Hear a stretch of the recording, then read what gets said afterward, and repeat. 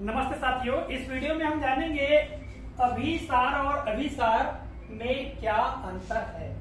साथियों, हिंदी भाषा में बहुत सारे श्रुति समभिन्नार्थक शब्द हैं जिनमें केवल मात्राओं का अंतर होता है और मात्राओं में अंतर हो जाने के कारण उनके अर्थ में भी अंतर आ जाता है। तो देखिएगा, यहाँ पर शब्द है अभिसार। यहाँ पर भ में बड़ी ई की मात्रा लगी हुई है, जबकि दूसरा शब्द है अभिसार अर्थात भ में छोटी ई की मात्रा लगी हुई है। तो इन दोनों शब्दों में क्या अंतर है, इसी अंतर को इस वीडियो के माध्यम से समझेंगे। तो साथियों, सबसे पहले हम जान लेते हैं कि श्रुति समभिन्नार्थक शब्द क्या होते हैं।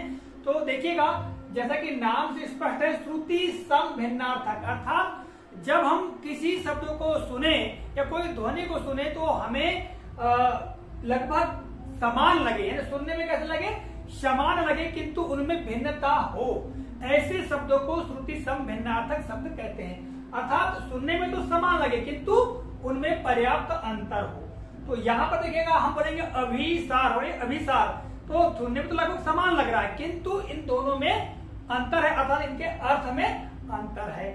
सबसे पहले हम बात करते हैं ये अभिसार शब्द की। तो इसका मतलब होता है आक्रमण या हमला, इसका सही होगा। अब हम यदि हम वाक्य में प्रयोग करें तो क्या हो सकता है वाक्य, राजा ने अपने राज्य पर अभिसार जानकर सेना को तैयार हो जाने को कहा। यहां हमने ये वाक्य बना लिया। तो यहां पर देखिएगा, राजा ने अपने राज्य पर अभिसार जानकर, यानी हमला या आक्रमण हो जाना जानकर सेना को तैयार हो जाने को कहा। तो इस तरह से हम वाक्य बनाएंगे तो कुल मिला के अभिसार का आशय होगा आक्रमण या हमला। ठीक है, बात आती है अब अभिसार शब्द की, यानी अगला जो शब्द दिया है इसका क्या अर्थ है। तो देखिएगा, इसका बहुत ही सुंदर अर्थ है।